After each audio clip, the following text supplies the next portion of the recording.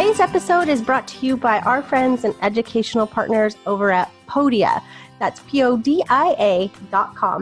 And the cool thing about Podia is that they are a super user-friendly platform that is basically all in one. It takes care of your email marketing, whether you are setting up an automation or you are sending out a one-time newsletter. They take care of hosting a membership site, so you don't have to use social media to host your memberships.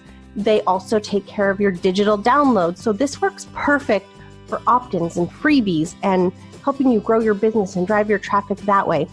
They also take care of hosting your courses, where you can put in all of your courses and give access. You can actually also collect payment through Podia. It's amazing. It's so all in one, and it's so easy to use, and it's so intuitive. The best part is they have amazing customer support. Hands down, some of the best customer support I have ever experienced. And I've tried a lot of things out there. The great thing that they've done for us is, even though they already have a stellar, super low, affordable, like no-brainer price, their pricing is actually much lower for their highest level. They have two different levels, mover and shaker. That's still more affordable every month than some of these other guys' most affordable programs. So, and you get a lot more stuff. You get the email, you get all of the hosting, you get everything. They also have little templates in there that you can use if you're setting up a basic sales page, and they just make it so easy. They make the flow so easy, and they've given us a discount. So all of the listeners of today's show, not only are you going to get their already low pricing, but they've also agreed to give you an additional 15% off for life. So regardless of which program that you decide to go with, whether it's the mover or the shaker, you'll get that 15% off. Even if you bounce in between the two, you'll still get that 15% off forever. They also have an introduction where if you use the same code, you can also hop in, take a look around, get your free trial, no credit card required, see if you love it, and I'm sure you will. And then when you do decide, yep, I love it, which might be the same day, you can go ahead and get started with your discount, that lifetime discount of 15%, and get creating and get your sales and all of your automation started. So I hope that you enjoy Podia as much as I do. Happy creating. Hey, everybody. Welcome to the Moms Making Money Show. I'm your host, Amie Pederson, business mentor and confidence coach for the new and emerging female entrepreneur. I have a really special guest today, and she's going to talk to us about something we've never covered on this show before. She's going to talk to us about two things. One is decluttering. And this is not exactly what you think about, just spring cleaning or getting rid of your old junk. It's going to be kind of different. I'll let her take us down that path and explain to us about what she does with our clutter. And then she's also going to talk to us about forgiveness. So I want to turn it over to Liz Foy. She's an emotional healer and coach. Liz, tell us a little bit about yourself. Hey, Amie, thanks so much. Yeah, so I am an emotional healer, and that's been a long journey to get to that title, I would say. I've been in the healing profession pretty much my whole adult life. I started as a massage therapist, and that slowly morphed into intuitive work and emotional healing, and really the key of the emotional healing being forgiveness, as you mentioned. And I got into the decluttering really by happenstance. There wasn't anything that was helping me along. And so I took what I was already doing with clients with the emotional healing and forgiveness work, and I basically created a program that I worked myself through to go through the decluttering process, because the decluttering process can honestly be traumatic. And I didn't want to not only get rid of things, I really wanted to learn from it, learn why I needed to get rid of those things, learn about myself from the things that I chose to keep, so that I didn't create another bad habit to take the place of the things that no longer served me. Yeah, no, that's so important, getting rid of, blessing and releasing and just being able to be okay with walking away from the things that don't serve you. And I feel like so many people, and I've struggled with this myself, it's hard to let go sometimes. It is. And the letting go piece that can be a trauma in and of itself. So being sure that not only you make that as joyful of an experience as possible, but also that you learn the lesson that you were meant to learn, whether that's releasing a limiting belief or releasing an item or releasing a relationship. What can you learn from that relationship? Not only or that thing moving forward, but what can you learn about yourself? Because if you don't learn something from it and you just release it, you're going to bring something else into your life that's just as destructive until you learn the lesson that you're meant to learn. Right. Right. So I know that you've done a lot of really awesome things in your life. You travel, you've been a foster parent. How does this tie into your business and what you're doing now? Great question. It ties into my business. So my business, I have a brick and mortar massage therapy business. And through that, I realized how much pain people were having. And I realized that if I helped them on the emotional piece, that would all tie in together. And with the foster kiddos, I saw the lack of self-care of foster parents in general, people that are helpers and servants in general, the lack of self-care and self-love and reflecting back on themselves. And that's what I really wanted to offer. And so, of course, I started with myself first and really went through all of the healing work that I do with my clients on myself. And I took a lot of what I learned through the travel as well. Because when I travel, my husband and I travel internationally quite a bit. And through international travel, you see a lot of other cultures, a lot of other things that we don't see as normal in America, of wearing the same thing every day or doing anything differently than we typically do. So that really opened my eyes to, oh my gosh, we are putting ourselves in a box. We're putting ourselves in a box of what society expects of us. And we can actually learn and grow in different ways. And I also learned that with travel, wow, things don't have to be so complicated. You don't need to have a different outfit every day. And really saw reflected back to me the true love that people can have when they have nothing. And I really wanted to connect with that myself. And I wanted to help others recognize that. And so with the healing work that I was doing with people, I was doing through that transition, doing a lot of intuitive healing and emotional healing as I got into the coaching. And I wanted to help them find that beauty within themselves a little bit deeper, because I saw so many of my clients were distracting themselves with all of the commitments they had in life. They were distracting themselves with all of the shopping they had to do, and then the laundry for all of the clothes they had, and the time that they were spending cleaning up and doing all of these things and volunteering and doing all the kids' things that they felt they needed to do to be a good person. And they were distracting themselves and keeping themselves from getting to know themselves on a deeper level. And I wanted to help them connect with their gifts, because I saw so many people unhappy in their daily life because they didn't know what they were passionate about. They didn't have the confidence to go out and find that on their own because they were so busy. Yeah.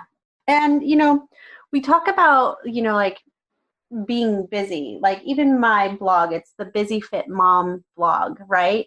And, there was a time that I kind of fell into the ideal that busy was a good thing. Like you often hear about busy is not a badge of honor. Man, is it a wake-up call when you actually realize that? Yes. Yeah. I feel like in a lot of people, they don't really realize the difference between busy and productive. Exactly. It falls in that same genre as work smarter, not harder. Yes. That we kind of get in this society mentality of the harder I work, the better. The busier I am, the better I am. And that's not always the truth. Agree. Yeah. And the thing about that I feel is, of course, totally true, is that's all learned. That's the generations before us, because, you come out of like the Great Depression and all the other things. And that was just the societal norm. And so kind of readjusting your mindset on that can be a bit tricky, I think. Absolutely. And that's where a lot of the forgiveness work comes in as well, because it's not only one of the biggest pieces for the forgiveness is forgiving yourself. So there's 3 aspects with forgiveness that I work with: forgiving yourself, forgiving other people, and giving others permission to forgive you.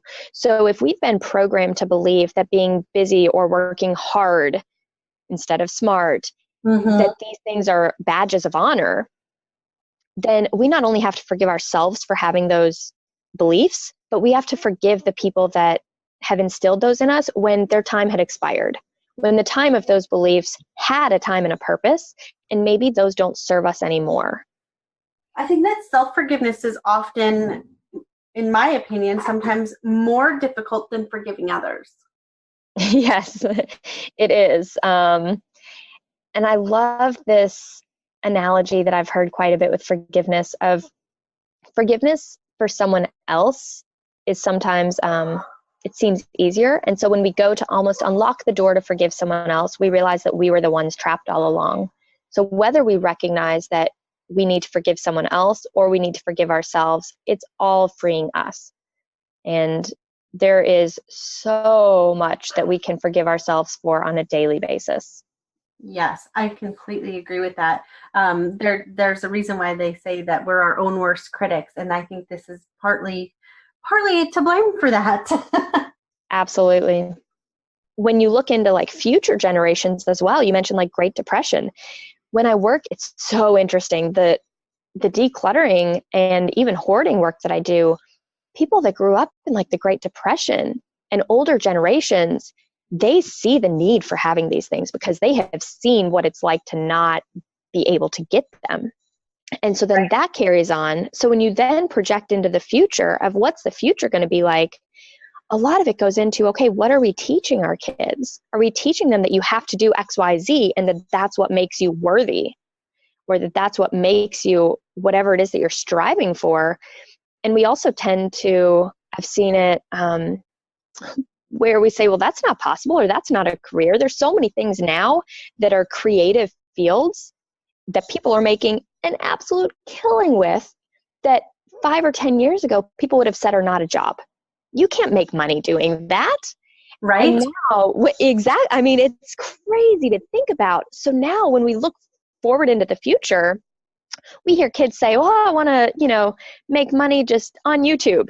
Okay, people are doing that now. And so when kids have these imaginations of things that they say they want to do and be, we're getting out of this structured form of, it's a lawyer and a doctor that are the most successful and the kids want to be when they grow up.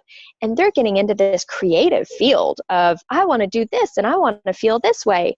And it's really finding a place where we can nurture that, even if we don't understand it, so that we don't create the same patterns that were passed down to us of being put in a box. Yeah, I fully agree with that. And you know what? It's funny. My kids love watching other kids on YouTube who are just killing it. Yeah. It's such a funny thing. I think it's silly, but I'm obviously a generation ahead of my kids. So I'm like, why would these kids watch these other kids on YouTube? I don't quite get it. But then again, my parents probably are thinking like, what the heck is she doing? She works from home and talks to people on the internet. How is she possibly like sustaining a business and an income and all of that stuff? Like, what does she actually do? Exactly. Yeah, I like how things are changing. I like the opportunities that we're able to take advantage of now, using these tools and resources and connecting, internationally and really just globally. But the cool thing is, like then you can go travel when you are your own boss and you get to set your own schedule. And like you said, you travel a lot internationally. I like to travel internationally as well. And you do get to see other cultures, even sometimes when you travel domestically, you get to see and experience other cultures that are kind of outside of your own, little, I don't even know what the right word is, like your own little bubble, if you will. Yeah. And I think that not only traveling is giving us that ability to think outside of our bubble or our box, but also the internet. I mean, now you can connect with people from anywhere. Like you were saying, this is expanding globally.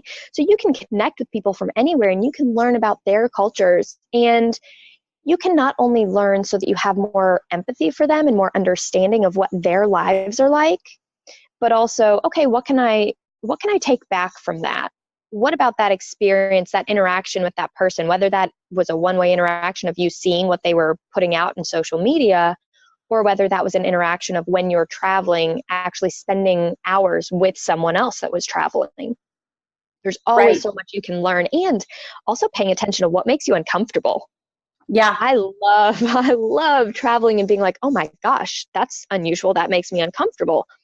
Wow, okay, why does that make me uncomfortable? Why does my brain alert me that something is off with that?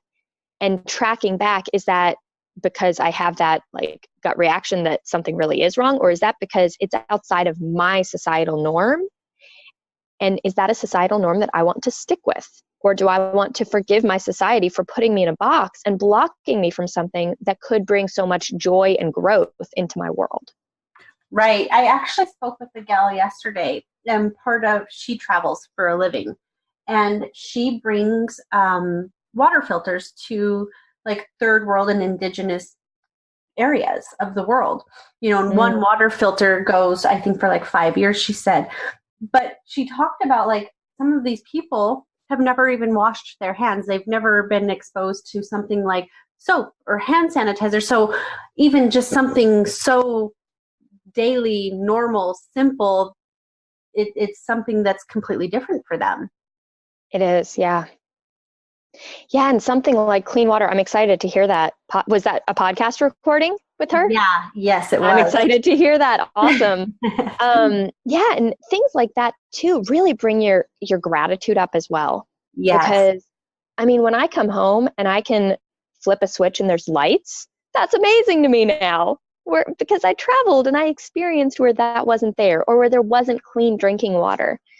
And it really does make you realize that, oh my gosh, I'm stressing over if I'm wearing the same outfit 2 times in a row of seeing the same group, but I can turn on the water and get clean drinking water.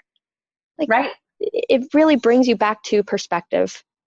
Right. And my husband, he builds power lines for a living. So it's always interesting to me, because the job is super dangerous. And it's always interesting to me how people get so excited, not always in a good way, but get so excited when there's a power outage. It's funny because one lady, I was standing in line at the grocery store, and it was a good thing I wasn't drinking coffee, because I know it would have come out of my nose. She was like, we just need to call the utility and tell them to just come back out here and flip the switch. And I almost died. I was like, it's not a switch, lady. And she's like, yeah, it is. Over at, the utility, they have a switch in a room and they can just turn it on. And I was like standing there in the line at the car, like, actually, that's not the case. Like, men have to physically go out there and like open and close what are called like jumpers and reconnect everything. Then they have to test everything. They have to make sure everything's okay before they turn the power, re-energize the line. And she's like, no, I don't think that's right. And I'm like, okay, you're not gonna. Oh my goodness. Yeah.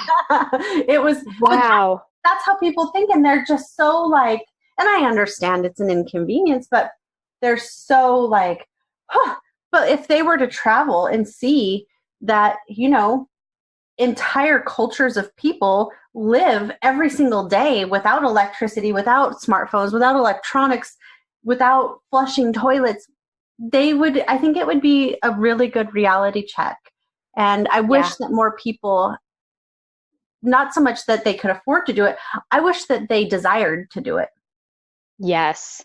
Yeah. Yeah, the desire to do it, because you don't necessarily need to travel to do these things, or to have those realizations. Like if you take the decluttering, for example, actually, before I go to the decluttering, I'll give an example of like a silent retreat. I have done silent retreats just myself, where I go in a cabin in the woods and I don't have a clock and I don't talk, I don't read, I just sit and receive downloads. And having that time with yourself is so important, and looking at what can I learn about myself from being totally disconnected. Right. We are so tied to our phones now. I mean, kids now even have phones, and that becomes such a safety net for us. That's like our comfort blanket. And if we don't have our phone, we feel so disconnected. And so it really comes down to where does my connection come from? How can I connect with myself better? And how do the things around me reflect what I want in terms of my connection with others? Because we often then look at, if you look at like how you socially interact with people and how you connect with them, are you talking about true, deep desires that you have? Or are you talking about the stresses of the daily life? And a lot of, if you kind of are a fly in the wall in a lot of places, the small talk that you'll hear from people is about the stresses of daily life. And going back to what we were talking about, those stresses are not really that big of a stress. So why are we taking up the time, the valuable time in our relationships, discussing those things? Right. And then if you go, thinking about if you go to another culture and they would be like, what are you even talking about? Like, why is this even like a topic of conversation for you? Who cares? Exactly. Yeah, it's funny. I was, we were over in Hawaii last week, and I just, we were on vacation. So I made a conscious effort. Like I brought my laptop in case of emergency, because I co-own an electrical company too. So, in case somebody needed a check right away, like a paycheck or something, or just, whatever. I brought it for emergency. Luckily, I didn't have to take it out of my my travel bag at all, and I was so glad for that. But even still, like, I wasn't even on my phone really. I didn't do any work. And it was so nice. And now I'm kind of like, oh, I guess I don't really want to get back on Facebook. I don't really want to answer my messages. Like, I don't even know where my phone is. And it's so nice to have that, and I'm like, I don't know why I'm so disconnected from these things now, but it's just so nice to be present even doing nothing. Like you said, like just taking a nap or being with yourself or laying on the beach. And, I just feel like, I don't know, it's almost hard to explain if you've not done it. Yeah, being fully present. And it's that mindfulness of how can you be more present in your day-to-day activities? Because our attention is drawn to, our phone, and does someone need us, especially if we're business owners and people are relying on us, whether it's clients or employees. We have to be available for that. So it keeps us from we allow it to keep us from being fully present with what we're doing. And in the past, when I've traveled, it's funny because I was scrolling through your stuff and saw that you were just in Hawaii, and I was like, oh my gosh. Last year I went to Hawaii for a month, and it was I don't want to say one of our simpler trips, but it was in the States, even though it was Hawaii and didn't feel like, that's barely in the States. And it was the first time in my life that I have set work down. In the past, every time that we've traveled, I've always made sure that everybody knows that I'm traveling. It's not a vacation, which it's really not, but that I'm traveling, but I'm working, so don't worry. And so I've always had that connection to, oh my gosh, I have to be working. I have to be staying busy so that people know that I'm not just setting down all of my responsibilities. And in my trip to Hawaii last year, I actually did, as you were mentioning, set down my responsibilities for a while. I delegated other people in my business to take care of things that I would usually take care of overseas even. And I wasn't opening my email every day. And that was one of the most life-changing trips for me, because I feel like that's when a lot of my healing that I had done in previous years finally had a chance to kick in. If we don't give ourselves a break, if we just go, it doesn't matter how much we're working on ourselves. If we don't give ourselves time to catch up and to let that healing process, the healing is going to be put on the back burner. It's going to be cued, essentially. And yeah, it's amazing. A lot of our listeners come from like the health and wellness type of fields or industries or what have you. And I feel like the best way to kind of put this into perspective is, like when you're doing a workout and then you have like a rest day. Like, I don't know about you, but I always look forward to rest day. But some people are like, no, I have to get the maximum results. I have to push through rest day, and I can't take a break. Whatever. But then that's when like the magic happens. Like that's when your body starts to recover. And the rest days are so super important for so many reasons, on a physical and physiological level. And, I feel like that's true for, your mental and spiritual state as well, that if you don't have a rest day, you're just straight on the fast track to burnout. Absolutely. Yeah. Fast track to burnout for sure. I love the way you put that. Mm-hmm. Mm-hmm. And I see a lot as well with my clients, and I've seen this with myself as well also. Our clients often reflect ourselves, that when you then have some of these realizations, you then feel like you've missed out almost. And so that's a big piece too of letting go of that. Oh my gosh, this missed time that I was doing something, quote, wrong, this missed time when I was working so hard, when in reality, all I needed to do was take a break and the money would come. Yeah. Yeah. And I feel like there's a line that people don't often see. So I feel like there's a difference between failure and mistakes. Like, I look at mistakes as like, okay, I'm not going to do that again. I've learned my lesson. Moving on. I'm going to try something new. I don't see mistakes even as like failures, right? But so many people do, and they get so hung up on that, after one mistake or one mishap, that, things that didn't quite go as planned, which happens happens no matter what you do in life. And I feel like it's such a shame that they're held back by that. Mm-hmm. Yeah.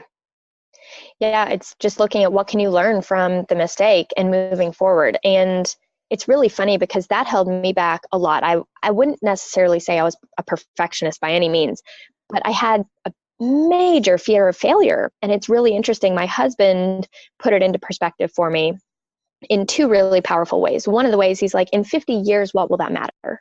Is that going to matter? Are you going to remember, this failure? Is that going to determine your life? I'm like, oh, no, for one, because I'm not going to let it, but also in the grand scheme of things, no, of course not. Right. And the other way, yeah. And the other way that he put it into perspective, which really clicked for me as well, was it's like a video game. You die, you regenerate, and you go back about playing. And I'm not a gamer, so that didn't make sense to me, but he put it in this perspective and I was like, oh, that's right. So it's just like that. Something might not go as planned. You then learn when you go about it the next way, what changes you need to make. Cool. Got it. Right. And, when it's funny that, because I don't play video games either. So the first thing I thought of, this is going to totally like date me, was like Super Mario Brothers, Yeah. Like the little guy bouncing around and then boop, he pops back up. But no, that's a really great analogy. I really like that. Mm-hmm. Yeah, I loved it. Yeah. Well, let's talk about decluttering, and what that means, and what it is that you do with decluttering. That's like, okay, it's a little bit more than obviously like spring cleaning and just getting rid of old stuff. Yes, it absolutely is. So what I do with decluttering is there's a few different ways that people go about it. So if I have a one-on-one client, they can really direct what their goal is, and we can really dig our hands into, okay, do you want to pull everything out all at once? Are you familiar with Marie Kondo? I'm not. Okay. The Life-Changing Magic of Tidying Up is her book, and it's kind of taken on this big craze, and I love it. And the premise of her stuff is you hold something and you ask yourself, and this is very much summarizing, you hold it and you ask yourself, does this spark joy within me? If not, you let it go. You thank it and let it go. Oh, you know what? I do know of her. Okay. Yeah. And so I love that theory, but one of the ways that she does it is she has you take everything out from a specific category. So all of your clothing, for example, meaning all of your in-season clothing, as well as all the clothing that's in the back of your car and in your attic and in the basement and old tubs, take it all out and look at it. That can be really overwhelming. There's a benefit to that, and I do have clients that enjoy doing that, but I typically go about it in a much gentler way that can just be worked into their daily routine. And the decluttering is often a part of a larger coaching program. So when I do group work, there's a concise theme of, are you building your business or are you deepening your relationships? What is the theme that this group is trying to achieve, or that this individual? And the decluttering is a small piece of that. So it's really looking at, okay, what is all around you? One of the ways that I typically start with people is, what are things that you're seeing on a daily basis? And are those things that you're seeing on a daily basis really aligned with your future vision? And really increasing that mindfulness of everything that is around you in your life. And if it's not part of your future vision, if it doesn't align with your next level self, lovingly let it go. Yeah. So it's not about getting down to a certain number of items, but it's about the quality of those items, not just the quality of, is it a good quality piece of clothing, but what quality does that bring to your life? What emotion does that foster in your life? And one of the other big things that right out the gate people start discovering is that they start looking for everyone else's stuff that's all around them. And they start going to all the clutter that is not theirs. And the way that we approach our clutter is the way that we approach a lot of things in our lives. And so looking at how we act during the decluttering process and how we feel, and what can we learn about that applied to the rest of our life. So if you are always going to your husband or your kid stuff that's out, putting on blinders and only looking for your clutter that is out. And when it comes to what you can learn about yourself from it, when I started, the way that I started was because I needed to do this decluttering. And I recognized that when I tried to let go of things, it was insanely hard. And with each of that, I approached it in different ways. Sometimes I would group a big bundle of things of, okay, I know that I don't want these things anymore. Why am I having so much trouble releasing them? Right. And then doing forgiveness on that. So the way that I personally go about doing that is actually with healing sessions of muscle testing to find the root cause of an issue. And for sake of group programs or people doing this at home, you can sit with it. You can journal on it. You can sit with it, meditate on it, however you describe that yourself, and see where that discomfort comes from and forgiving it. So the forgiveness goes right in line with the decluttering. And I found that with a lot of things that people have trouble letting go of, it's because it comes from a scarcity mindset. They believe that when the time comes for them to get that item again, that they won't be able to. They won't have the funds to, or they won't be able to find it. And that's a scarcity mentality versus abundance. And that even applies to not only the decluttering physical things, but when you look at decluttering commitments, if you overcommit to coffee dates with people that really are not the people you want to be surrounded with, or whether it's volunteer opportunities, whatever it is that you clutter your schedule up with, how is that preventing you from your next level self? A lot of times we're keeping us in that level of comfortable discomfort. Yeah. Because that's more comfortable than if we were to let that go and we had time and space to take in new clients. Oh gosh, then what's going to happen? What if the clients don't come in once we clear this space out for them? Or what if I let go of all of my clothes that are 2 sizes too big? What's going to happen if I gain the weight? Well, then you cut your thinking of believing you're going to gain the weight back, for example. Mm-hmm. Yeah. I'm a little bit of the opposite. I'm always like, I'm going to fit back into those pants. Yeah. Smaller ones, that is. Yeah. And so that can be something as well that you then sit with of, okay, is that something that brings me joy when I look at? And I'm using joy for ease of an emotion, but you can look at what emotions do you want to feel in your future self? What is your next level self going to feel? And do these clothes bring that emotion? And then being sure that they are out in the open. So that's another thing that I can give as a tip for listeners is not storing things. When we store things, it's an unseen weight that's on us. And if you really want to fit into those clothes, or if you really want to, if you are single and you want to be going on dates, don't pack away your sexy date dresses. Or even if you're single and want to go on a date, if you're in a relationship and you want to go on a date too, heck, keep those sexy dresses out.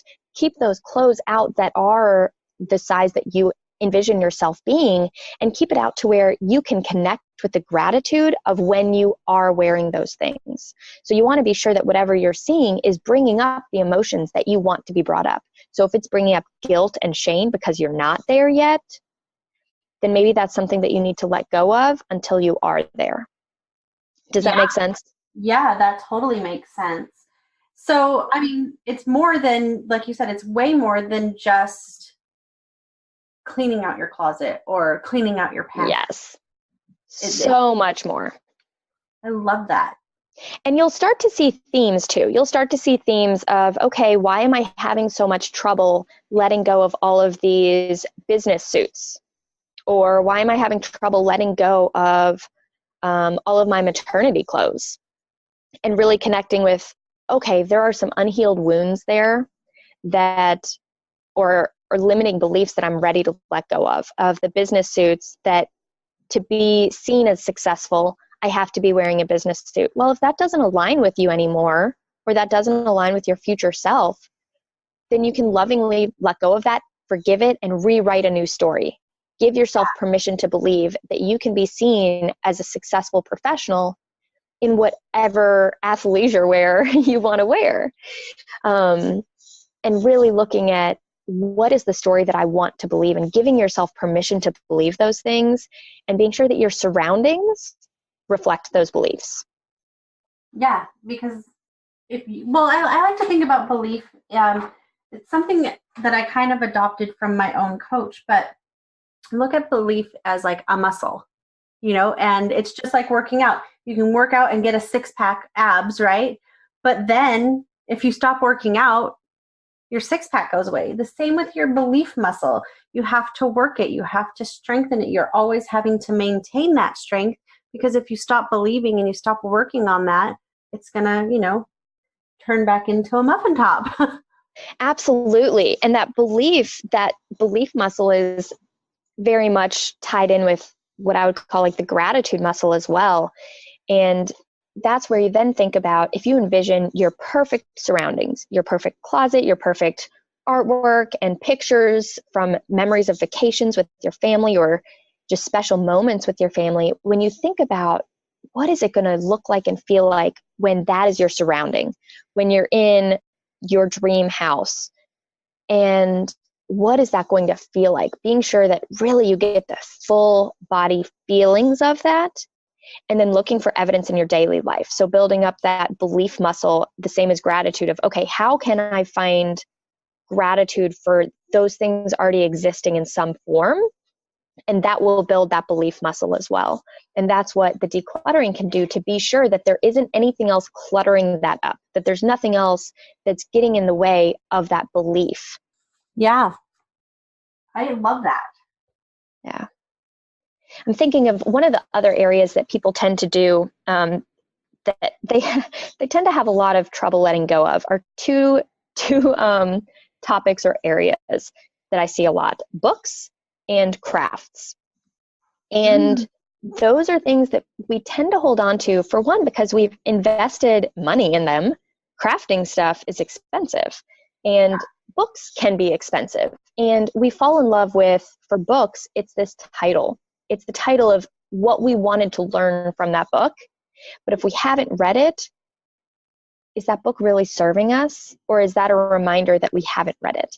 And looking at what fantasy self are we holding on to versus future next level self? Because there's a big difference, and it takes a really honest look at yourself to see that, to see, okay, do I have these things in my life because that is my next level self?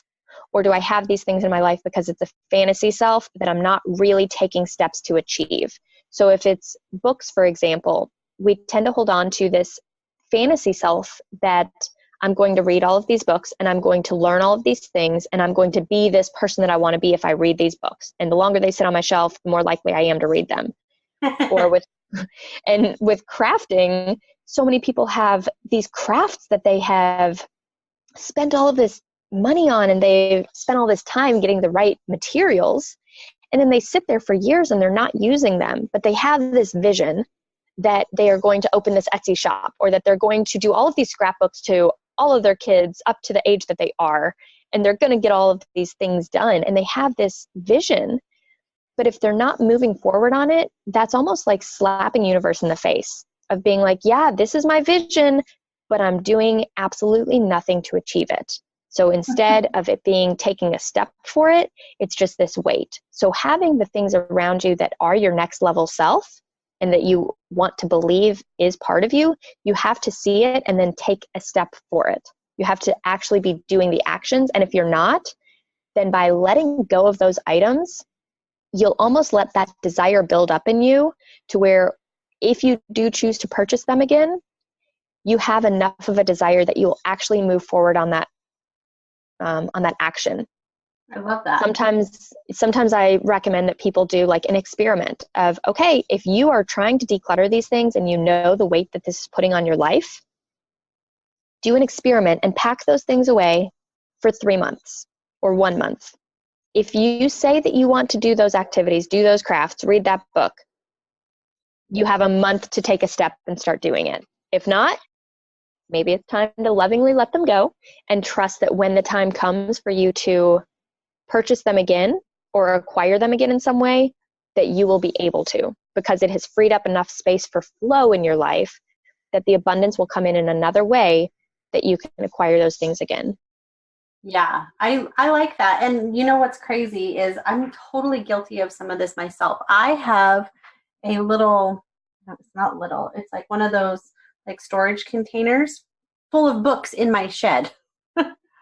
And like some of them, it's like, I have like the Betty Crocker cookbook out there. I'm like, oh, one day I might use that. I haven't used it in at least 5 years. And not that there's anything wrong with the cookbook. I just haven't used it. Mm-hmm. Yep. I guess I ought to go through that bin. Yeah, and it's amazing because we can look at it in different ways of how much like physical space things take up in our lives, and whether we want, if our need is to make physical space for things, or whether it's more of an emotional weight of, is there an emotional weight on these things of the guilt that I haven't read this or the guilt that I haven't used this, and freeing that up. Yeah. And that's so true. And I typically don't have any trouble like getting rid of things. Mm-hmm. So yeah, for me, I feel like I forgot about those things, and maybe there's more to it. Mm-hmm. And another thing that actually just came up right before we hopped on the call, I was responding to some messages, and it was this beautiful interaction with some of my clients talking about using their nicest things. And oh my gosh, the things that they were saying was just like lighting me on fire. I was so happy for them. They were talking about one of my friends, the way she does this is so beautiful. She has all of this antique china that's been passed down through her family. Oh, wow. And so often we put those really nice things away and we don't use them. And she intentionally uses them. When we come over and she hosts something, she has the nicest china out, and we still sit on the floor and eat sometimes even. And she lets us know the story of it and the beauty of it. And of course she tells us to be careful, but it's in no way the way that we often are almost guilted into, you're not worthy of this. If you break it, you're in trouble. Right. And she really shares it in a way of, I love this stuff and I love you and I want you to enjoy it. Oh, and that's perfect. Yeah, it's really amazing. And then the same, there was a girl that was saying that she bought these really nice boots 4 years ago and that she's worn them like twice because she doesn't want to mess them up. And other people were chiming in like, yeah, I have that with clothing. And often we have that mentality of saving the best things for only special occasions. And there's such a flawed view on that because, for one, that's saying if we only wear things out or for a special occasion, that's saying that we're doing it for someone else instead of doing it for us. What if we put on our nicest dress and shoes and had a date with ourselves or had a date with our partner at home? Yeah. It's not just for when we're going out. And the same can be seen for like enjoying really nice foods or wines, really savoring that and letting yourself enjoy all of the wonderful things that you have in life and not hoarding them and having this like fear of using and enjoying them. And if you find that that is a struggle, looking at where does that belief come from? was I told that, that's the church dress, or, really evaluating where that belief came from and seeing if that's a belief that you want to continue adopting, or whether you want to hold a new belief that you are worthy of these nice things, and that these nice things are flowing to you constantly, and that you are taking great care of them and loving them.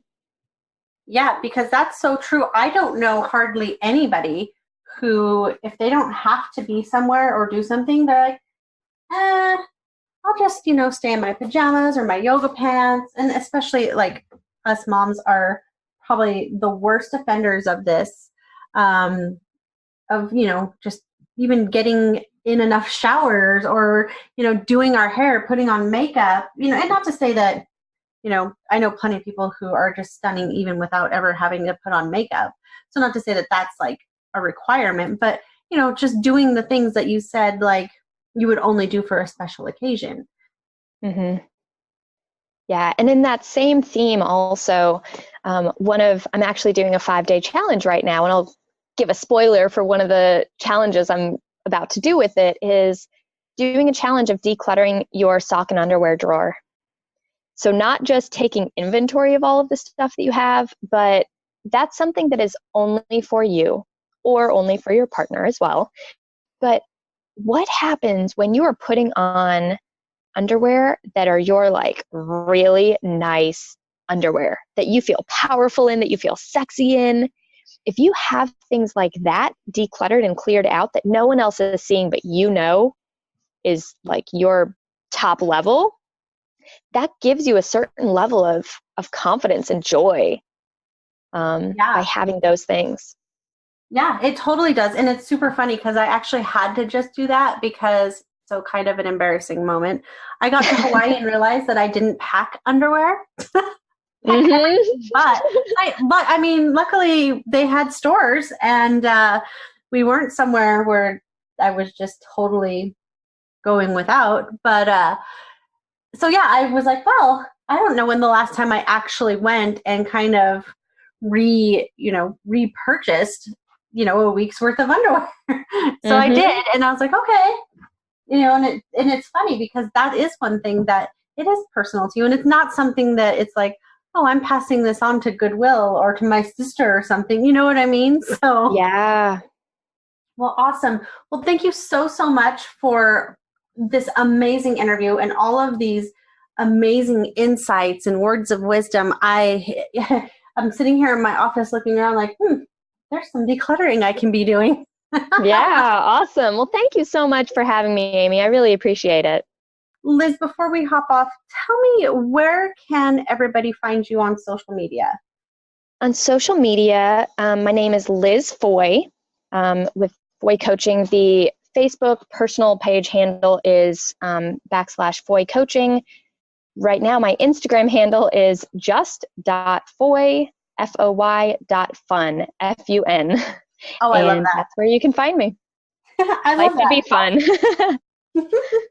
Awesome. Well, thank you so much again. And I look forward to seeing everybody's comments on how they have implemented these steps for forgiveness and decluttering in the show notes. So feel free to leave those in the show notes for us, and we will be getting that feedback back over to Liz. Thanks so much, Amie. Thank you. Talk to you soon. Bye-bye. Bye.